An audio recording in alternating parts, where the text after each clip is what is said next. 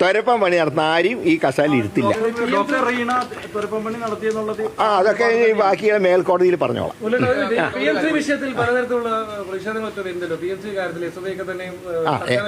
ആരും ഒപ്പിട്ടവരാരാ? ഞങ്ങളാണോ? ഒപ്പിട്ട് ആദ്യത്തെ ഒരു കോട്ടയും വാങ്ങി. അതെന്താ തടസ്സം തടഞ്ഞു വയ്ക്കാൻ കാരണം എന്തായിരുന്നു? SSA ഇതിൽ ഒപ്പിടാണ്ട് തരില്ല എന്ന് പറഞ്ഞു. വേഗം പോയിട്ട് ഒപ്പിട്ടു. മാത്രമല്ല ഞാൻ പറയാം, തലയിൽ കൊണ്ടിട്ടല്ലേ പോയിട്ട് ഒപ്പിട്ടെ. ക്യാബിനറ്റ് യോഗത്തിൽ മന്ത്രി രാജ്യം ചോദിക്കുകയാണ് അന്ന്, ഒപ്പിട്ടോ, നമുക്ക് പിന്നെ ആലോചിക്കാം. ഇതങ്ങനെ ഞങ്ങൾ കൂട്ടായി തീരുമാനം എടുത്തു. ആ തീരുമാനം ഞങ്ങൾ നടപ്പാക്കുന്നു. ഒപ്പിട്ട സ്ഥിതിക്ക് എനിക്ക് പിന്മാറാൻ നിവർത്തിയില്ല. അതുകൊണ്ട് പക്ഷേ സിലബസ് നിർണയത്തിലൊക്കെ ശക്തമായിട്ടുള്ള തീരുമാനം കേരള ഗവൺമെൻറ് ഉണ്ട്. പഠിപ്പിക്കേണ്ട എന്ന് കേന്ദ്രം പറഞ്ഞാൽ പഠിപ്പിക്കേണ്ട വിഷയമാണെങ്കിൽ പഠിപ്പിക്കും. അതിൽ മുഗൾ സാമ്രാജ്യം ഉൾപ്പെടെയുള്ള കാര്യങ്ങൾ പഠിപ്പിക്കും. സുപ്രീം കോടതിയിൽ പോലും കേരളം ഈ വിഷയം ഫ്രീസ് ചെയ്തിരിക്കുകയാണെന്ന് അറിയിക്കുന്ന ഒരു സാഹചര്യം, കേന്ദ്രം പോലും അറിയിക്കുന്ന ഒരു സാഹചര്യം ഉണ്ടായി. KM ഷാജി ഒരു സ്റ്റേറ്റ്മെന്റ് കടന്ന് കളിക്കുന്നു. അത് സർക്കാരിനെ സംബന്ധിച്ചിടത്തോളം ഒപ്പിട്ടൊരു വിഷയത്തിൽ പുറകോട്ട് പോകാൻ ഞങ്ങൾക്ക് കഴിയില്ല. ഇത് ക്യാബിനറ്റ് തീരുമാനമാണ്. ഞാൻ ക്യാബിനറ്റിൽ അംഗമാണ്. ക്യാബിനറ്റ് എടുക്കുന്ന തീരുമാനങ്ങൾ എനിക്ക് ഉത്തരവാദിത്വമുണ്ട്. പാർട്ടി മുന്നണി മാത്രമല്ല, ഗവൺമെന്റ് തീരുമാനം എടുത്താൽ ആ ഗവൺമെന്റ് തീരുമാനത്തിൽ നിന്നും മന്ത്രിമാർക്ക് പുറകോട്ട് പോകാൻ സാധ്യമല്ല. ഞങ്ങൾ ആലോചിച്ച് മണിക്കൂറുകൾ ചർച്ച ചെയ്തെടുത്ത തീരുമാനമാണ്.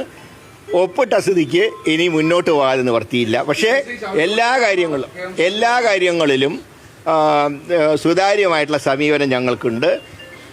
ഞാൻ പറഞ്ഞാൽ പഠിപ്പിക്കേണ്ട വിഷയം തീരുമാനിക്കുന്ന ഞങ്ങളാണ്.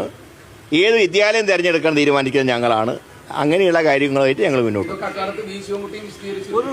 ശിവൻകുട്ടി പറഞ്ഞ ഇപ്പൊ ഒഴുങ്ങി. ശിവൻകുട്ടിയാ പോയിട്ട് ഒപ്പിട്ടെ. അല്ല ഞാൻ ഒപ്പിട്ട് കഴിഞ്ഞാൽ ഒപ്പിട്ടത് ഫൈനലാണ്. അല്ല ആരും ഒരു മാറ്റം വരുത്താൻ കഴിയില്ല. സംസ്ഥാനത്തെ ചില സ്വകാര്യ ആശുപത്രികളിൽ EDയുടെ പരിശോധന നടക്കട്ടെ, നടന്നിട്ട് അതിന്റെ റിപ്പോർട്ട് കിട്ടട്ടെ, പരിശോധിക്കാം.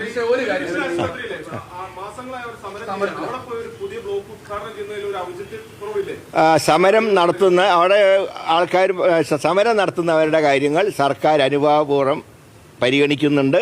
പക്ഷേ അതേ സമയത്ത് സാധാരണക്കാരുടെ ഒരു രോഗിയുടെ ചികിത്സയ്ക്ക് ഫലപ്രദമായിട്ടുള്ള സംവിധാനങ്ങൾ ഉണ്ടാകുമ്പോൾ വകുപ്പിന് മാറി നിൽക്കാൻ കഴിയില്ല. എന്നാൽ അതുപോലെ തന്നെ നഴ്സുമാരുടെ കാര്യങ്ങൾ ഗവൺമെന്റ് പരിഗണനയിലുണ്ട്. അതിൽ വൃത്തിഹീനമായിട്ടുള്ള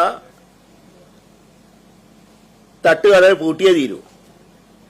ഇതുവരെ അതിൽ സാറ്റിസ്ഫാക്ടറി ആയിട്ട് എനിക്ക് തോന്നിയിട്ടില്ല. ഞാൻ എല്ലായിടത്തും പോകുമ്പോഴും നോക്കാറുണ്ട്. തട്ടുകട ഞാൻ എൻ്റെ രീതിയിലൊന്ന് പരിശോധിക്കാറുണ്ട്. അത് പ്രകാരം ഇപ്പോഴും ചിലയിടത്ത് വൃത്തിഹീനമായിട്ടുള്ള തട്ടുകടകൾ പ്രവർത്തിക്കുന്നുണ്ട്. ഇന്ന് ഞാൻ പുതിയ കമ്മീഷണറോട് പറഞ്ഞിട്ടുണ്ട്, നിർബന്ധമായും നടപടിയെടുക്കണം. പിന്നെ ചില ഹോട്ടലുകളിൽ ചൂടുവെള്ളത്തിന്റെ കൂടെ പച്ചവെള്ളം ഒഴിക്കുന്നുണ്ട്. ഇനി ഇന്നൊരു നിർദ്ദേശം കൂടെ കൊടുത്തിട്ടുണ്ട്, മിനറൽ വാട്ടറും പരിശോധിക്കണം. അതിലും തട്ടിപ്പുണ്ട്. സിറിഞ്ച് വെച്ച് കയറ്റുന്ന സമ്പ്രദായം ശ്രദ്ധയിൽപ്പെട്ടിട്ടുണ്ട്.